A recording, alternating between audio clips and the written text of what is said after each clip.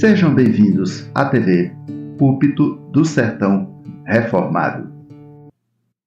Abramos a Bíblia no Evangelho de Deus, segundo o apóstolo João, capítulo 20. O Evangelho de Deus, segundo o apóstolo João, o capítulo 20.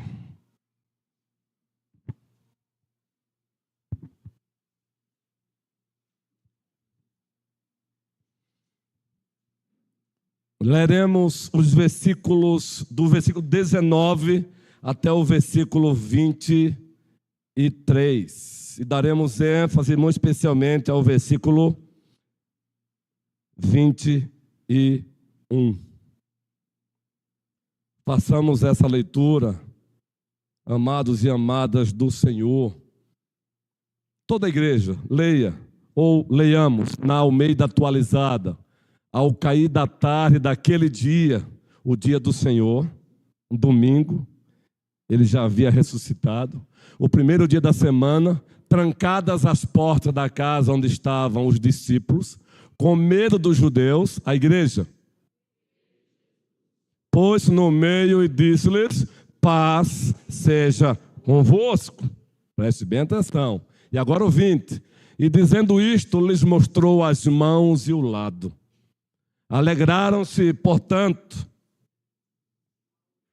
os discípulos ao verem o Senhor.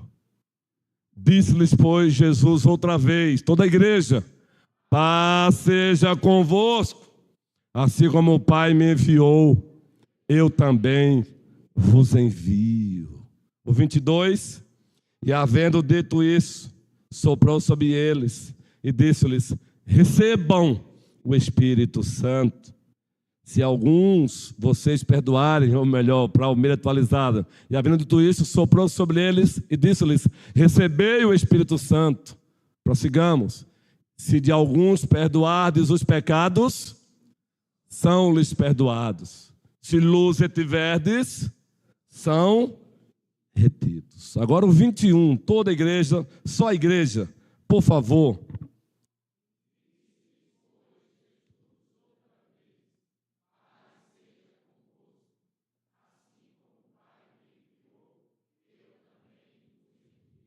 Isso, meus irmãos e minhas irmãs em Cristo Jesus, nós estamos ali com mais de, eu penso que aproximadamente umas 40 pessoas no pátio. Como é bom saber que vocês estão aí, tá bom? Um abraço do vosso colégio pastoral. Um abraço do vosso colégio pastoral. Esse momento de vocês aí no pátio é temporário. Em nome do Senhor Jesus Cristo, logo, logo, nós estaremos inaugurando o templo ampliado. Ficará assim, ó, pelo menos externamente, internamente com muito mais espaço, 700 pessoas. E aí ninguém vai ficar do outro lado. Eu sei que você tem o mesmo sentimento. Eu fico com uma certa angústia em saber que nós temos ovelhas ali, mais de 40 ovelhas. A vontade é olhar para cada uma delas, mas graças a Deus pela compreensão delas, pela compreensão de vocês, tá bom? Graças a Deus. Gente boa e de Deus, nós estamos ainda com a série O Evangelho para Todos, dos sertões às nações. Nós passamos 2 domingos trabalhando este subtema, o Evangelho em sua plenitude. E apresentamos como base bíblica e homilética a nossa mini-bíblia, João 3,16, que se encontra assim: porque Deus amou ao mundo de tal maneira que deu seu Filho unigênito, para que todo aquele que nele crê não pereça, mas tenha a vida eterna. Hoje, baseado no Evangelho de Deus, segundo o apóstolo João, capítulo 20, muito especialmente o versículo 21, que se encontra assim: e Jesus lhes disse outra vez, que a paz seja com vocês. Assim como o Pai me enviou, eu também envio vocês. O subtema de hoje é este: a legitimidade da missão. O título da série: o Evangelho para todos, dos sertões às nações. O primeiro subtema que trabalhamos aqui por 2 domingos, o Evangelho em sua plenitude, baseado na mini Bíblia, João 3,16. O subtema de hoje, a legitimidade da missão, baseado no capítulo 20 do Evangelho de Deus, segundo João, muito especialmente o versículo 21, pois lá encontramos Cristo dizendo: assim como o Pai me enviou, eu vos envio. E para entendermos um pouco melhor ou um pouco mais esse subtema já compartilhado, a legitimidade da missão, bem como o seu alicerce bíblico e homilético, João capítulo 20, necessário se faz relembrar para a igreja o plano histórico redentivo de Deus, que permeia as Escrituras. E o plano histórico redentivo de Deus, ele se encontra didaticamente subdividido em 4 partes. A primeira parte, a criação. A segunda parte, a queda. A terceira parte, a redenção. E a quarta parte, a consumação. Alguns teólogos apresentam apenas 3 partes: criação, queda, redenção, e a razão é porque eles colocam a consumação dentro da redenção. Mas um outro grupo de teólogos também reformados preferem didaticamente apresentar em 4 partes: criação, queda, redenção e consumação. E quando você usa as lentes, os óculos do plano histórico redentivo de Deus, criação, queda, redenção e consumação, para ler João capítulo 20, você percebe que esse texto narrativo, ele nos chama para a redenção. Esse texto aqui narra uma parte dos fatos que envolvem a redenção consumada. Consumada pelo nosso Senhor e Salvador Jesus Cristo. Esse texto nos apresenta um dos estágios da redenção consumada pelo nosso Senhor e Salvador Jesus Cristo. Pois a redenção consumada, meus irmãos e minhas irmãs, querido Samuel e a sua futura esposa, estou sentindo o cheiro de casamento, ela envolve a pessoa e a obra de Jesus Cristo. A redenção consumada nos chama, nos conclama, nos convida para compreendermos ou relembrarmos 2 momentos: o estado de humilhação de Cristo, do seu nascimento até o seu sepultamento, e o seu estado de exaltação, da sua ressurreição até a sua volta, que se dará. No caso aqui de João 20, o texto narra a porta de entrada do estado de exaltação de Cristo: ressurreição. O narrador João, movido pelo Espírito Santo, ele já começa falando de um túmulo vazio. E o túmulo estava vazio porque Cristo Jesus ressuscitou. Essa é a porta de entrada da redenção consumada, que envolve a pessoa e a obra de Jesus Cristo, mas também que envolve a redenção aplicada, que fala da redenção aplicada, que envolve a pessoa e a obra do Espírito Santo. O túmulo está vazio, diz João, porque ele ressuscitou. E nesse texto, Luís, narrativo, diz que agora ressuscitado, no primeiro dia da semana, dia do Senhor, é o primeiro dia da semana no qual se encontrou também o mesmo João lá na ilha de Patmos, na parte da tarde, ou melhor, durante o dia e também na parte da tarde, o ressuscitado, aquele que morreu e ressuscitou, ele se apresentou para os seus discípulos. Ele se apresentou primeiro para Maria Madalena. Lembram dela? Pois é.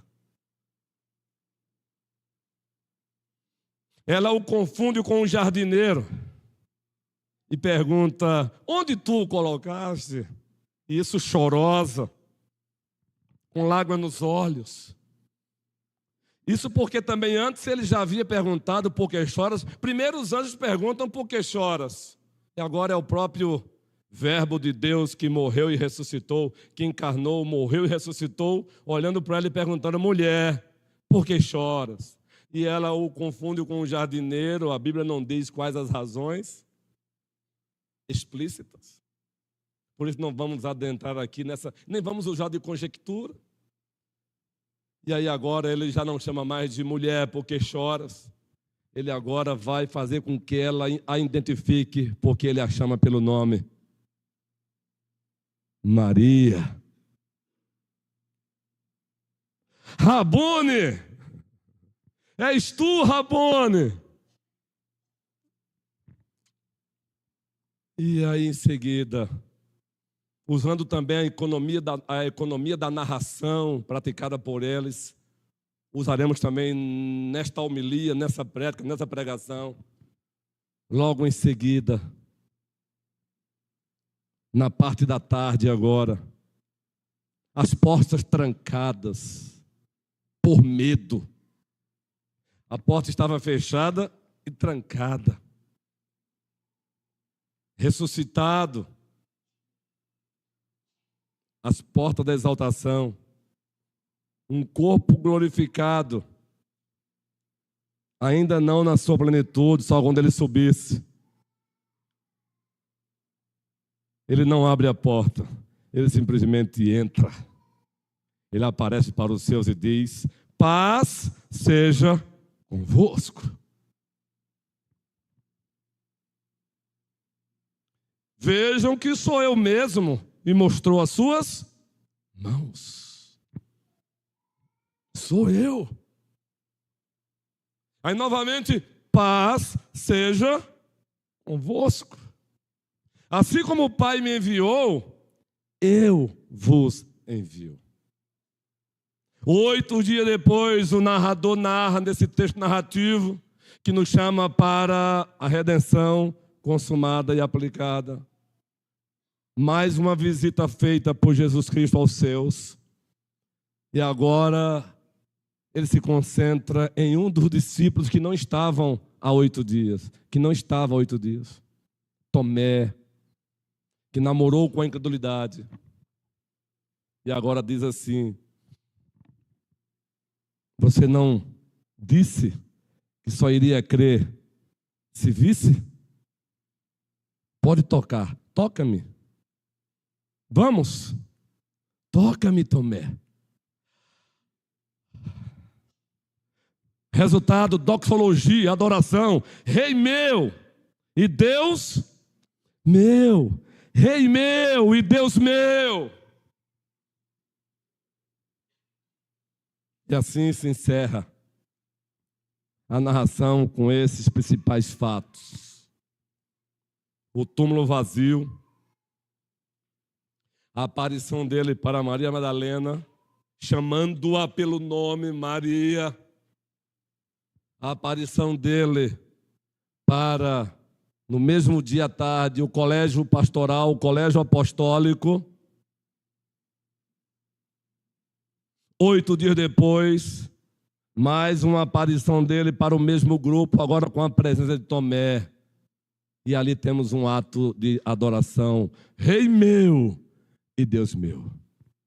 É baseado nesse texto narrativo que o tema desta noite, que nós dissemos, é a legitimidade da missão.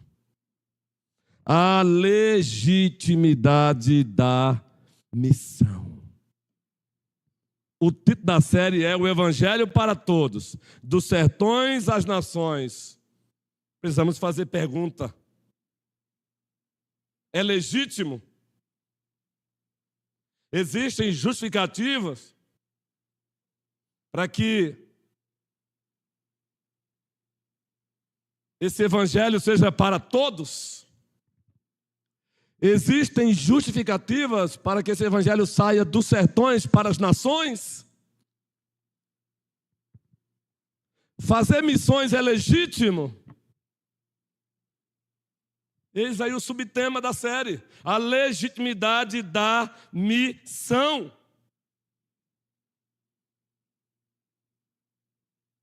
Especificamente nos atendo ao versículo 21, paz seja convosco. Assim como o Pai me enviou, eu vos envio. E para que esse subtema, a legitimidade da missão, fique claro para vocês, nós separamos aqui 4 verdades que legitimam a missão, de tantas outras verdades encontradas no Antigo Testamento e também no Novo, mas o caso aqui é João capítulo 20, muito especialmente o 21, repetindo mais uma vez, quando o Cristo agora ressuscitado, no limiar da exaltação, ele adentra, visita os seus e diz, paz seja convosco. Assim como o Pai me enviou, eu vos envio. 4 verdades que legitimam a missão. E a primeira verdade, queridos, simples, direta, objetiva, mas parece-nos, ou parece-me que se achamos que entendemos errado. A primeira verdade que legitima a missão, o túmulo vazio. Ele ressuscitou.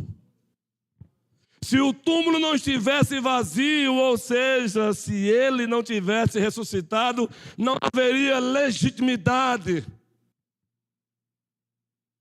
para pregar o evangelho ou essas boas novas de salvação. Não haveria legitimidade para anunciar o evangelho para todos. Não haveria razões para proclamar a igreja, convocar a igreja para sair dos sertões para as nações. Nós não teríamos moral, força para dizer que missões se faz do outro lado do mundo e do outro lado do muro. Essa frase eu gostaria que a igreja memorizasse. Eu vou repetir.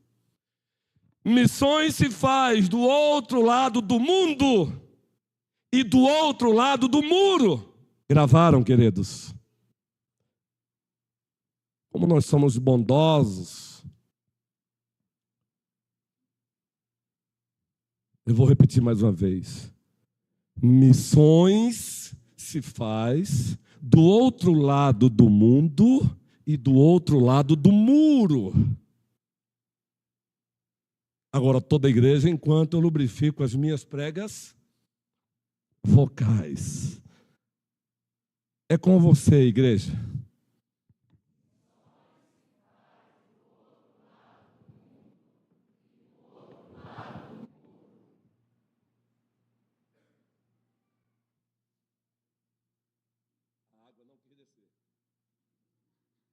Missões se faz do outro lado do mundo e do outro lado do muro.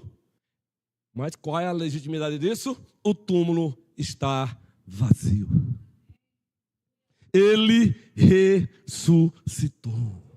A ressurreição de Cristo legitima o dever da igreja sair e ir.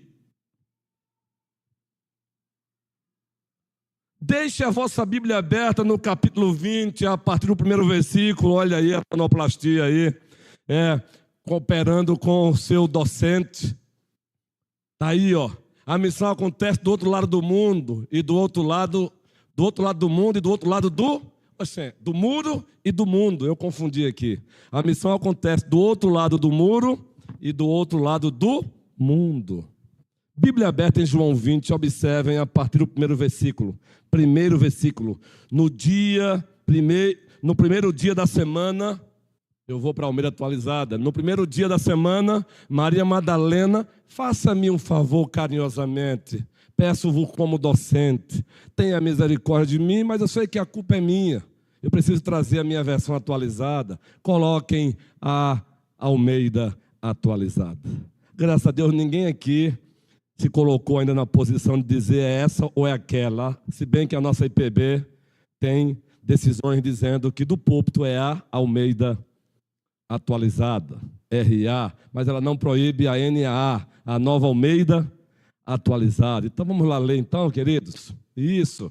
No primeiro dia da semana, de madrugada, quando ainda estava escuro, Maria Madalena foi ao túmulo e viu que a pedra da entrada tinha sido removida. A pedra do túmulo tinha sido removida. Então correu e foi até onde estavam Simão Pedro e o outro discípulo, a quem Jesus amava, e disse-lhes: tiraram o Senhor do túmulo e não sabemos onde o colocaram. É brincadeira?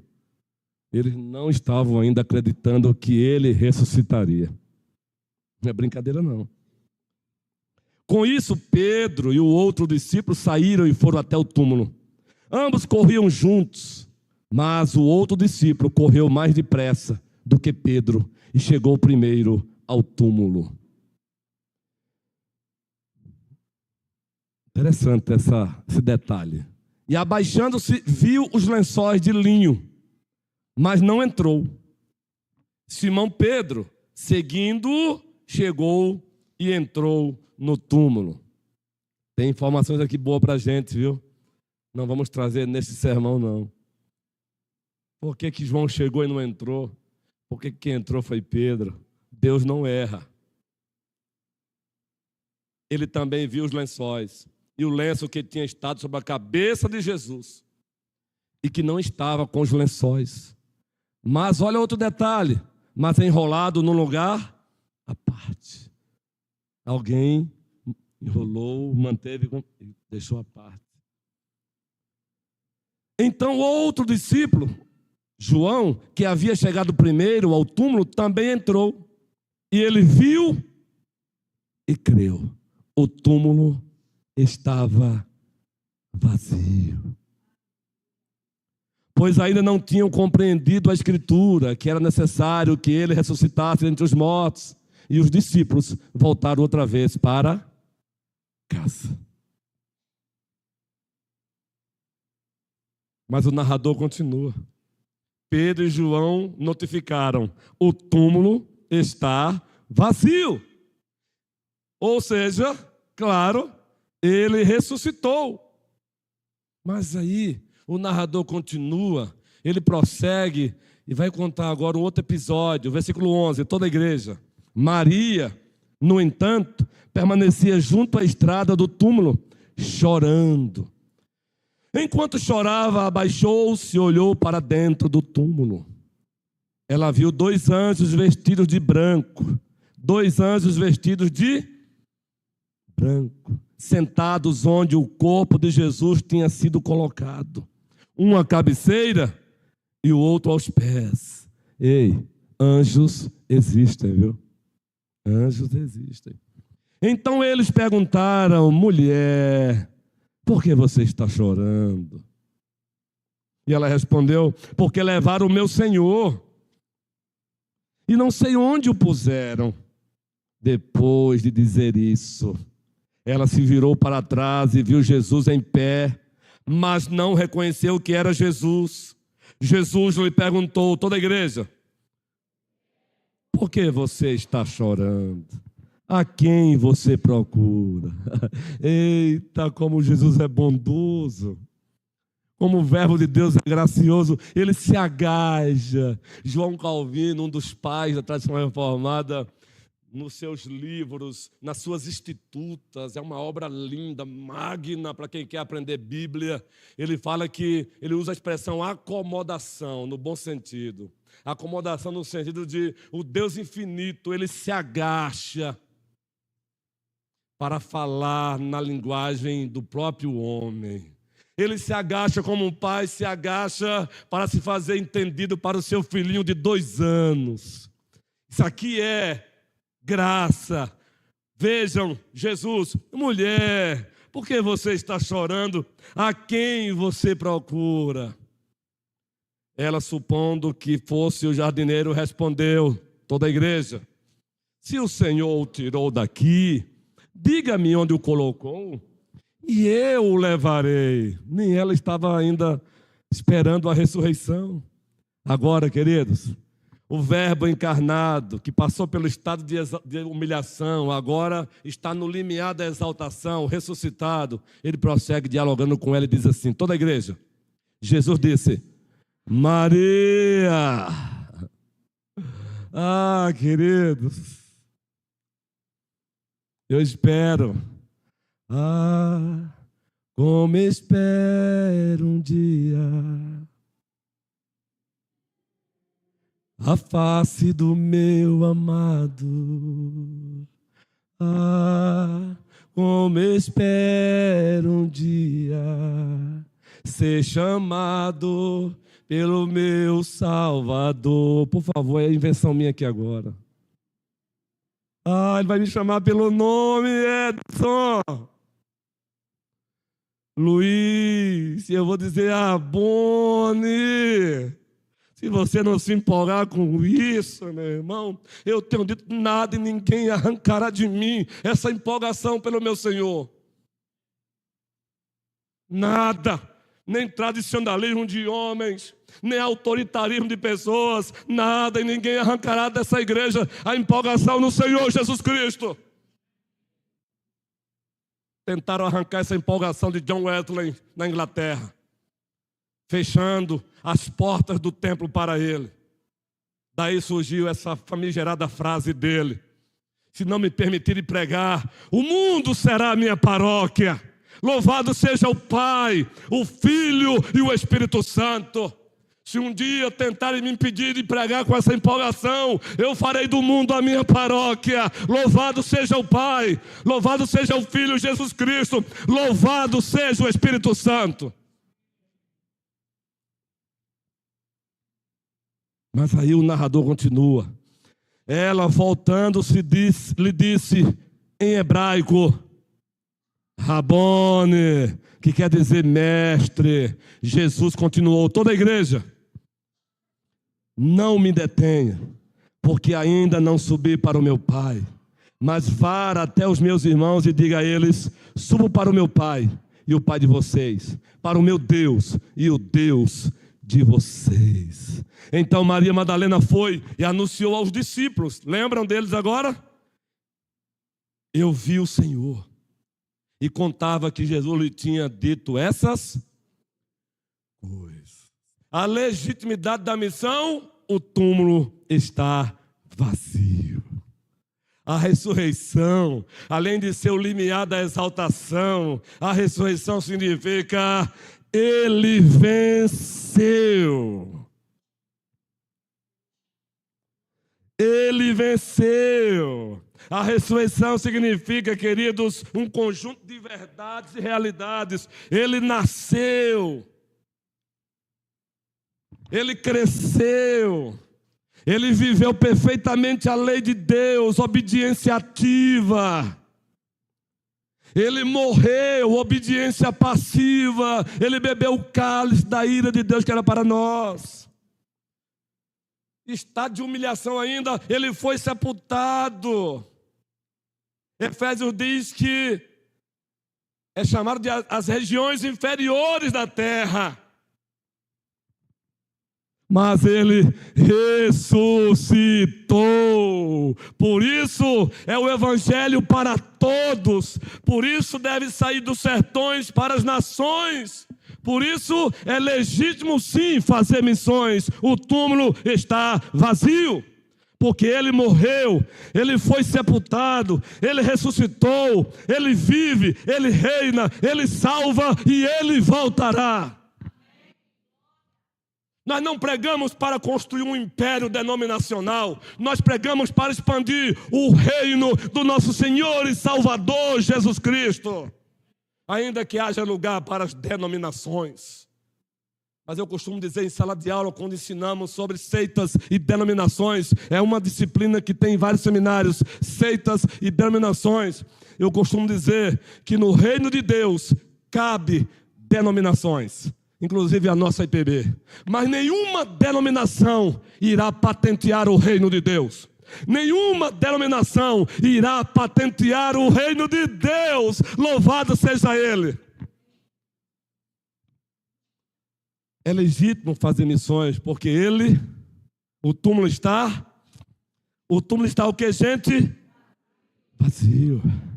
A pedra foi removida. Evidência da ressurreição. O lenço ficou, evidência da ressurreição, porque Cristo ressuscitou. O crucificado é o ressuscitado, o ressuscitado é o Senhor, e o Senhor é o Senhor da igreja. Pedra removida, evidência. Está lá, o lenço enroladinho, evidência. Ele mostra as mãos para os seus, evidência. Ele mostra as suas mãos para Tomé, evidência. Ele também come com eles, evidências da ressurreição de Cristo. A missão é legítima, porque o túmulo está vazio. A segunda verdade que alicerça esse subtema, a legitimidade da missão, está justamente no versículo 21. No capítulo 20, por 3 vezes encontramos ele se aproximando dos seus e dizendo: paz seja convosco. Depois, novamente, paz seja convosco. Depois, novamente, diz o quê? Paz seja convosco. Nós aprendemos nos nossos seminários presbiterianos que zelam pela boa hermenêutica, pela boa exegese, pela uma leitura correta da Bíblia, até para não enganar a igreja, para não deixá-la sofrendo de inanição espiritual, para alimentá-la. Nós aprendemos também que as repetições na Bíblia é Deus dizendo: atentem para isso aqui. Toda repetição na Bíblia, Deus está dizendo: tudo aqui é importante, mas isso aqui é muito mais importante. Em João 20, por 3 vezes, ele se aproxima dos seus e diz, novamente, igreja: paz seja convosco. Novamente, um outro encontro, ou no mesmo encontro: paz seja convosco. 8 dias depois: paz seja convosco. Shalom. Mas o shalom aí é muito mais do que ele aponta lá no dicionário de hebraico. Segurança é também, mas é muito mais do que isso. Plenitude de vida, mas é muito mais do que isso. A ausência de problema não é muito mais do que isso. A segunda verdade que legitima as missões, baseada nessa declaração de Cristo por 3 vezes, paz seja convosco, já é do nosso conhecimento, mas está aqui, repetida 3 vezes, ele faz questão de fazer isso 3 vezes no texto. A paz com Deus e a paz de Deus, a reconciliação conquistada por Cristo. A missão é legítima por conta da paz com Deus e, consequentemente, a paz de Deus. A paz com Deus, a nossa condição, a condição do homem em relação a Ele. no seu relacionamento com Deus. Outrora éramos inimigos dele, mas em Cristo ele rompeu essa inimizade. Reconciliados fomos com Deus. Deus em Cristo nos reconciliou com ele. Justificados, pois, Romanos 5, mediante a fé, conclua a igreja, tende paz com Deus. Mas aí escreve aos Filipenses, o apóstolo Paulo, e diz assim, que a paz de Deus seja o árbitro dos vossos corações. Filipenses, Colossenses, que a paz de Deus, uma é a condição, a outra a consequência, a experiência. Porque Deus nos reconciliou com ele. Paz com Deus. Consequentemente, nós experimentamos a paz de Deus.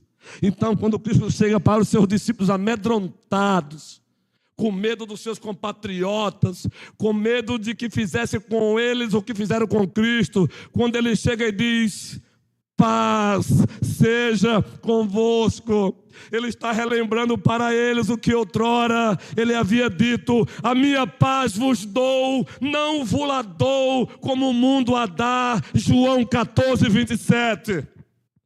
Aqui é reconciliação conquistada, meus irmãos. A missão é legítima, porque as portas da reconciliação foram escancaradas pelo Pai, pelo Filho e pelo Espírito Santo. As portas da reconciliação, elas foram escancaradas pelo Deus Pai, na pessoa do Filho Jesus Cristo, no poder e pelo poder do Espírito Santo. Por isso, fazer missões é legítimo.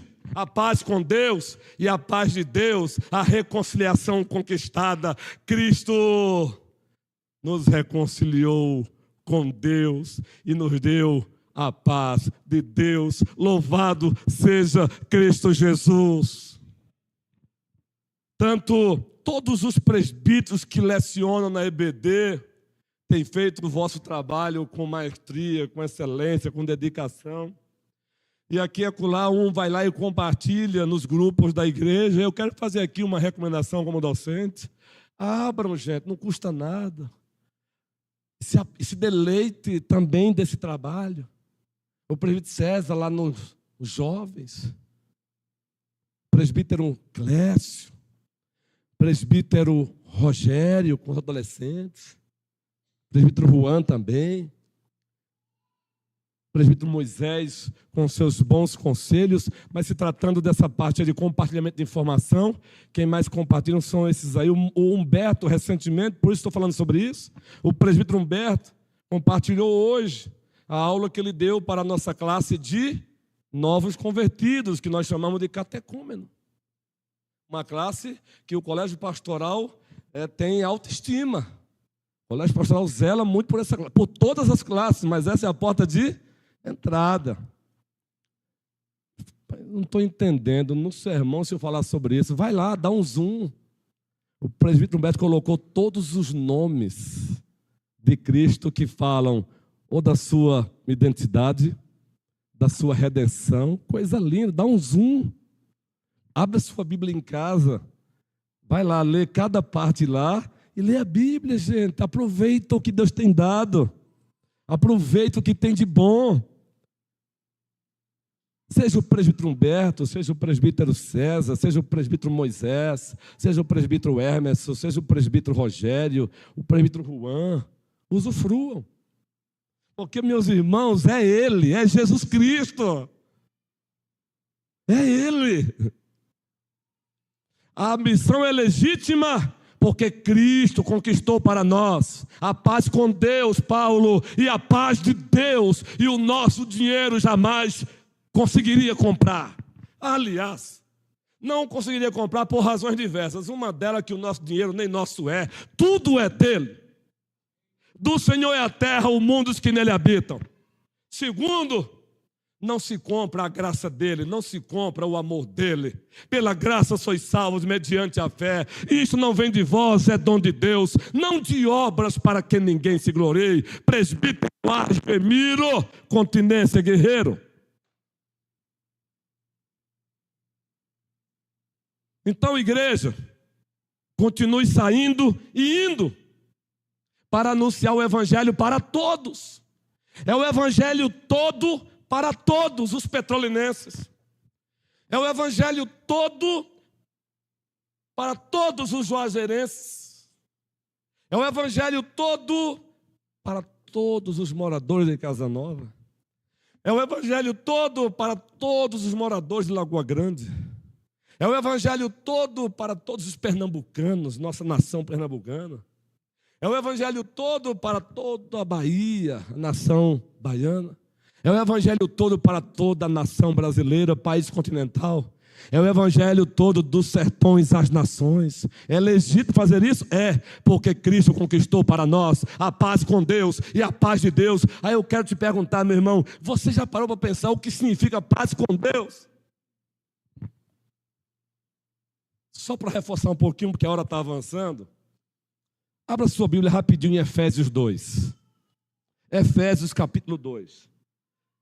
Antes da paz com Deus, e consequentemente da paz de Deus, veja o que nós éramos. O antes e o depois de Cristo nas nossas vidas. De Cristo em nós, de nós em Cristo. O antes e o depois. Efésios 2, a partir do primeiro versículo. Vamos lá. Quem vai ler para nós aí? Vamos ler juntos? Toda a igreja.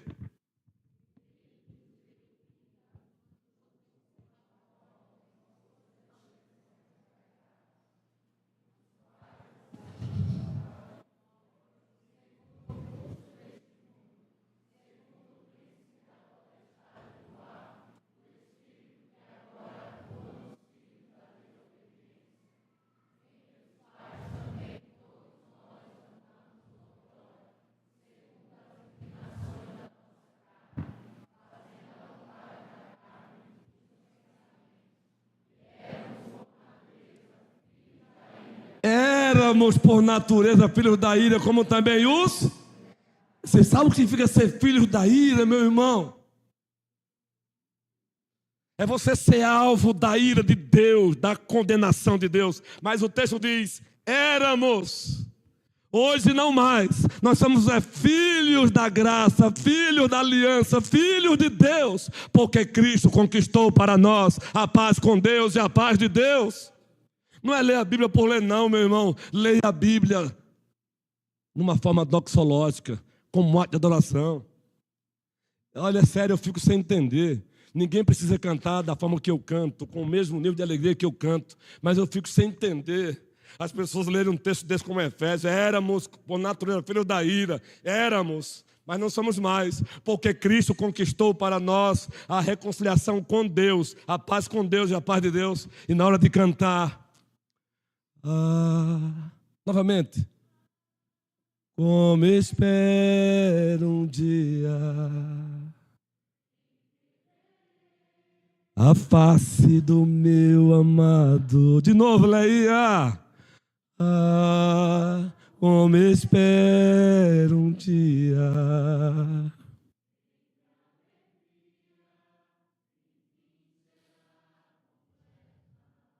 Esses dias eu visitei, alguns dias eu visitei uma família desta amada igreja, e a mamãe delas sofre hoje de uma certa cegueira. É nesses momentos que você olha para ela assim, não diz nada, mas sua alma começa a cantar sozinho. De novo, Leinha. Como espero um dia em que verei a face do meu amado. Aí eu falo para minha alma, e ela vai ver também. Ela vai voltar a enxergar. E naquele dia ela voltará a enxergar. Porque os nossos corpos mortais serão transformados em corpos incorruptíveis. Filipenses 3. É legítimo fazer missão. Terceiro lugar. Existe um paradigma. Agora o versículo 21. O túmulo está vazio, ele ressuscitou, é legítimo fazer missão. Segundo, ele conquistou a paz com Deus e a paz de Deus para nós, é legítimo fazer missão. Terceiro, existe um paradigma para fazer missão. Versículo 21 agora, toda a igreja. Disse-lhe, pois, Jesus. Vamos lá, gente.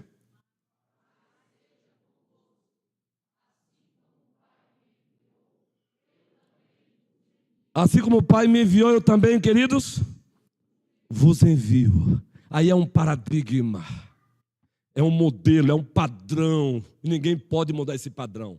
Assim como o Pai, é uma referência absoluta, perfeita, autoritativa. Assim como o Pai me enviou, o nosso Deus é um Deus missionário, é mission day. Nós encontramos Deus fazendo missão já em Gênesis 1. Haja, ali é Deus fazendo missões, gente.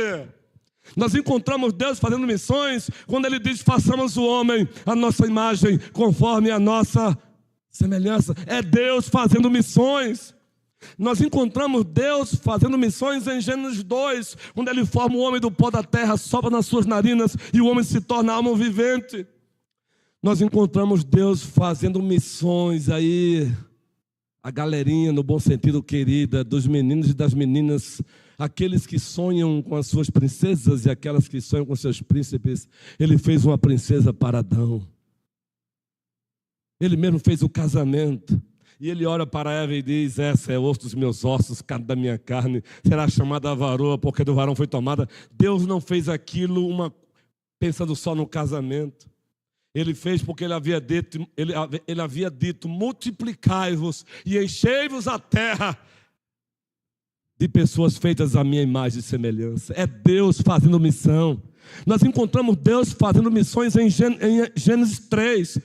Adão pecou. Quem é que procura quem? É Deus que procura Adão. Adão, onde estás? Nós encontramos Deus fazendo missões, indo ao encontro de Abraão. Deus arranca Abraão de Ur dos Caldeus. Nós encontramos Deus fazendo missões, indo ao encontro de Moisés.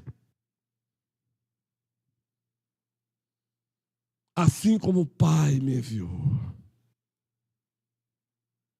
Nós encontramos Deus fazendo missões quando Ele estabelece o primeiro templo na terra. Vocês sabem qual foi o primeiro templo que foi erigido na terra? O Jardim do Éden. O Jardim do Éden foi preparado para que a humanidade o adorasse. Mas o pecado interrompeu aquele circuito de adoração. E agora entra Deus com o seu plano histórico redentivo. E agora está levando a humanidade de volta ao jardim eterno, ao último e eterno templo. Apocalipse 21 e 22. Toda a linguagem é linguagem de Gênesis. Nós voltaremos para o templo eterno. Voltaremos para o jardim. Não mais o primeiro, mas para o jardim eterno. Mas o paradigma da missão é Jesus. Assim como o Pai me enviou.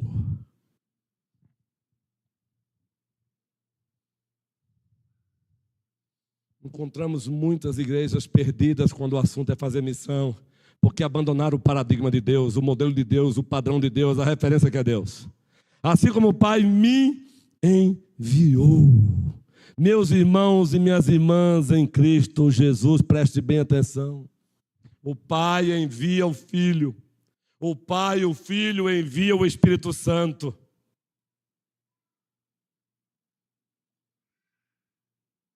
E o triuno Deus, o Pai, o Filho e o Espírito Santo enviam a igreja.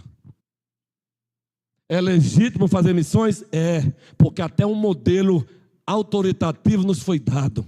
Um paradigma autoritativo nos foi deixado. Assim como o Pai me enviou. Porque Deus amou ao mundo de tal maneira que deu o seu Filho unigênito, para que todo aquele que nele crê não pereça, mas tenha a vida eterna. Agora o versículo 17, coloque aí sonoplastia abençoada. João 3,17, toda a igreja, por favor. João 3,17, toda a igreja.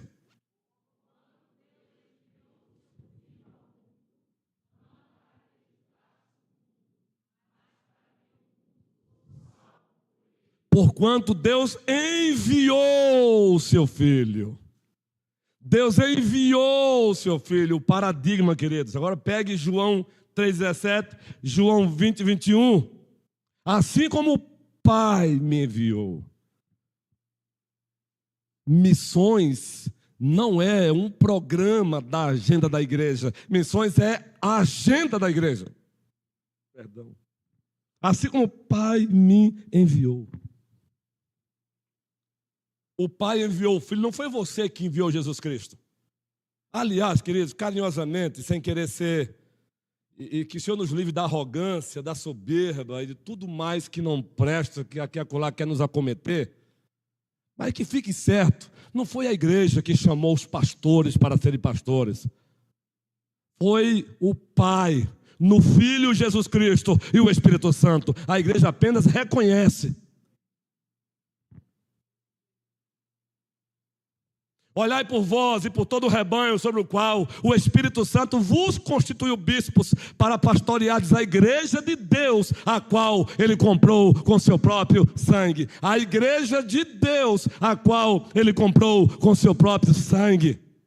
Fazer missões é legítimo. A legitimidade das missões, porque até um paradigma foi estabelecido. Assim como o Pai me enviou. Encerrando o sermão sobre a legitimidade da missão, quarta verdade extraída desse texto. Está aí, fácil perceber para nós, o comissionamento autoritativo de Jesus Cristo. Assim como o Pai me enviou, segunda parte, eu vos envio. Louvado seja Ele. Ele não pede um favor à igreja. Ele não está pedindo, olha, me ajude se possível.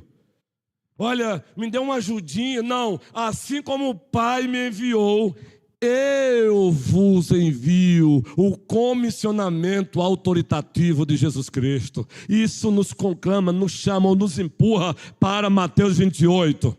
Também, aquele momento ali está no plano redenção de Deus. Ele está ressuscitado. Ele se apresenta aos seus e diz: grande reivindicação, diz William Hendricks, todo poder me foi dado nos céus e na terra. Todo poder. Isso é forte, gente. Sou eu quem governo. Sou eu quem manda. Que mando. A palavra é minha. O cetro de ferro está nas minhas mãos. Sou eu. Portanto, ide. Vão sem medo, porque quem manda sou eu, quem está mandando sou eu. Vão e façam discípulos de todas as nações, batizando-os em nome do Pai, do Filho e do Espírito Santo, ensinando-os a guardar todas as coisas que vos tenho ordenado. E eis que eu estou convosco todos os dias até a consumação dos séculos.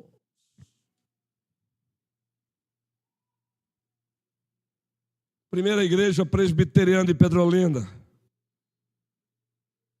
É legítimo fazer missões. Em João 20 nós temos 4 verdades que alicerçam essa legitimidade. A primeira, o túmulo está vazio, pois ele ressuscitou.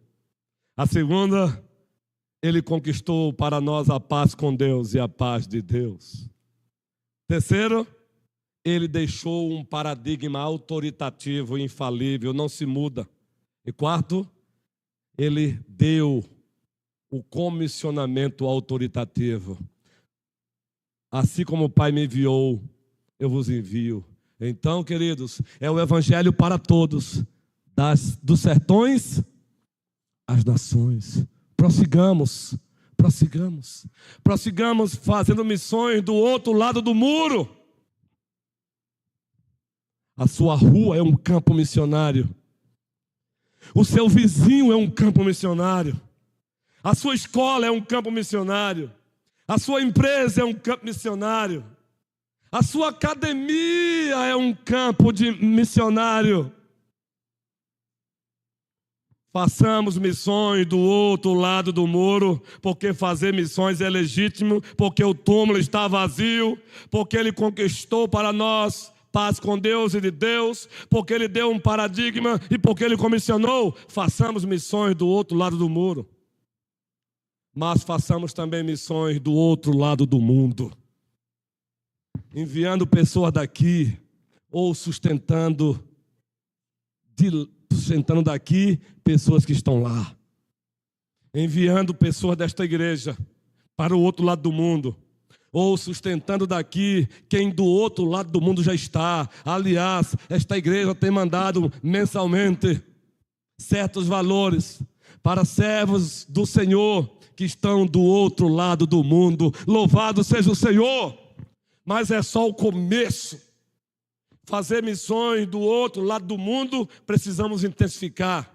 Fazer missões do outro lado do mundo, precisamos intensificar. Que o Senhor nos ajude.